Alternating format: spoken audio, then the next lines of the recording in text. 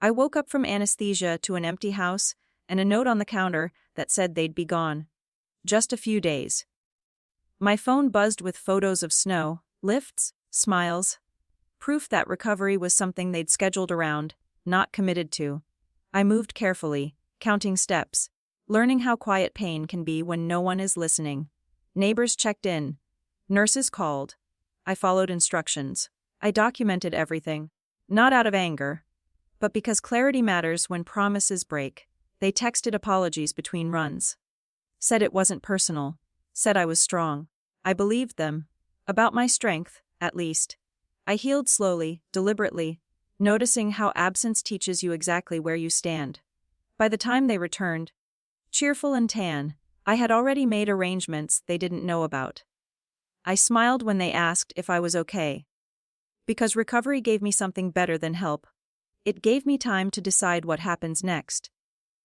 The surgery wasn't sudden. It had been planned for months, discussed over dinners and phone calls, written into calendars like an obligation everyone agreed to share. It wasn't life-threatening, but it wasn't minor either.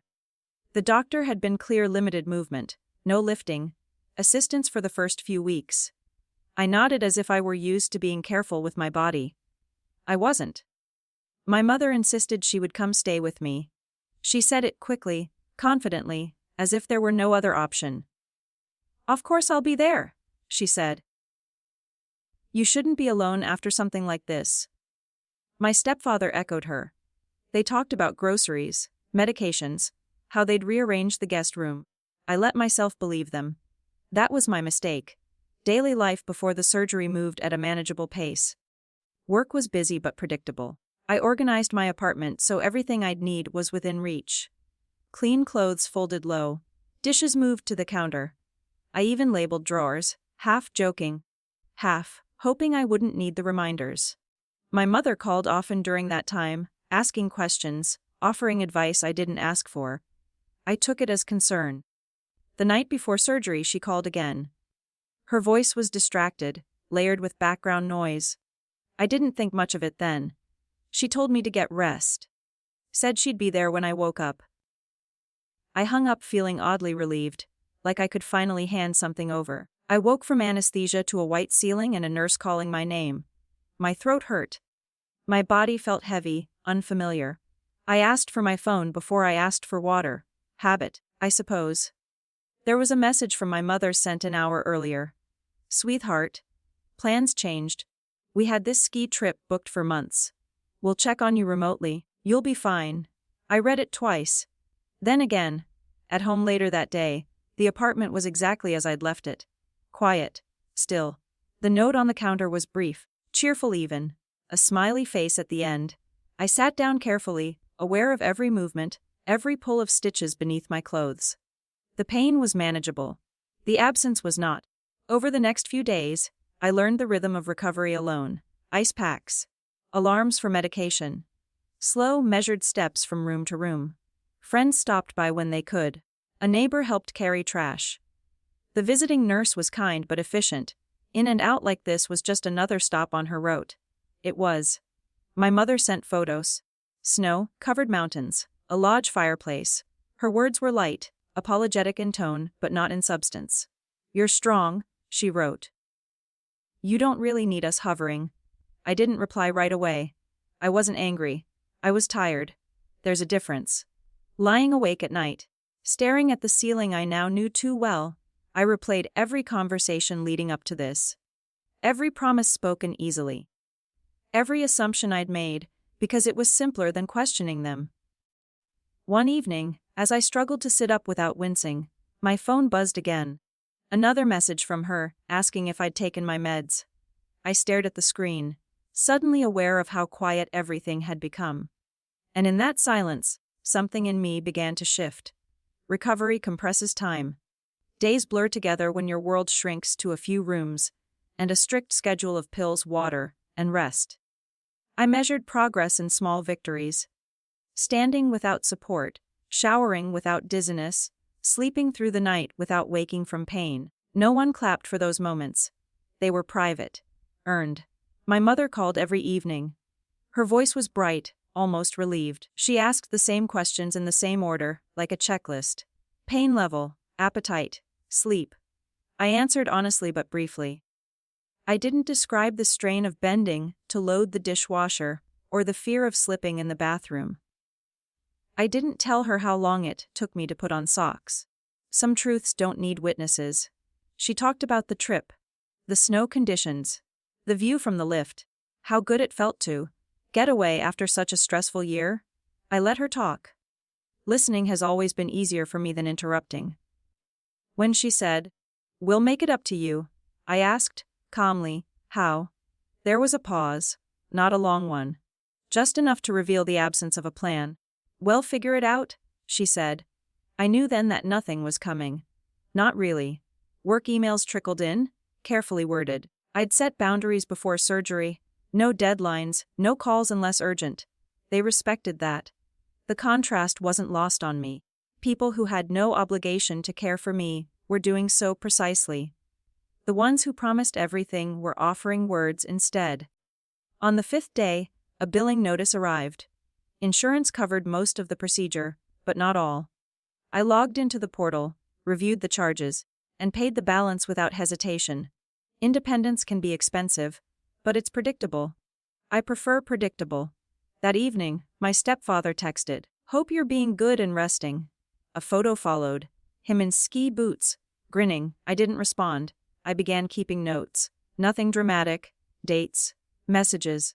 What was said. What wasn't. I wasn't building a case. I was building clarity. Patterns become obvious when you stop excusing them. A friend stopped by with groceries and stayed longer than planned. She noticed how careful I was with my movements, how I hid the worst of it behind humor. "Didn't your mom say she'd be here?" she asked, gently. "She did," I replied. My mother returned my call late one night, voice tired now, the trip clearly winding down. "I feel awful," she said.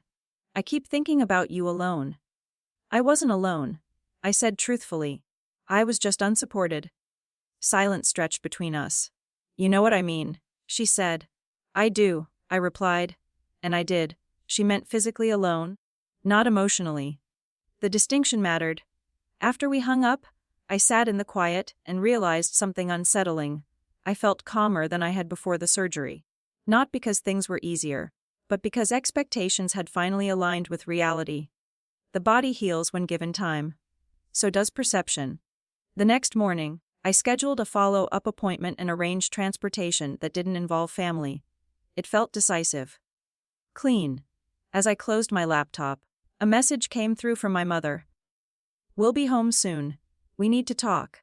I looked around my apartment, orderly, adapted, functioning without them, and understood that the conversation she wanted wasn't the one I needed. And for the first time since the surgery, I wasn't worried about the pain. I was curious about what would happen when they returned. They came back on a Sunday afternoon, loud in the hallway. The sound of suitcases bumping against walls announcing their return before the door even opened. I stayed seated on the couch, legs elevated, posture careful but steady. I didn't rush to greet them. There was no need. My mother entered first, face softening when she saw me. "There she is," she said, as if I'd been waiting to be found. She hugged me lightly, too lightly, careful not to disturb the evidence of her absence. The apartment smelled faintly of cold air and something expensive. Ski lodge soap, maybe. She glanced around, taking inventory, groceries stocked. Counters clean, no visible crisis. "I was so worried," she said. "I know," I replied. She began explaining before I asked. How rare the trip was. How non-refundable the booking had been. How she'd convinced herself I'd be fine because I always am. Each sentence landed neatly in place, like she'd rehearsed them on the drive home. My stepfather stood near the doorway, silent, eyes moving from room to room. He finally said, "You handled things well." "I had to?" I said.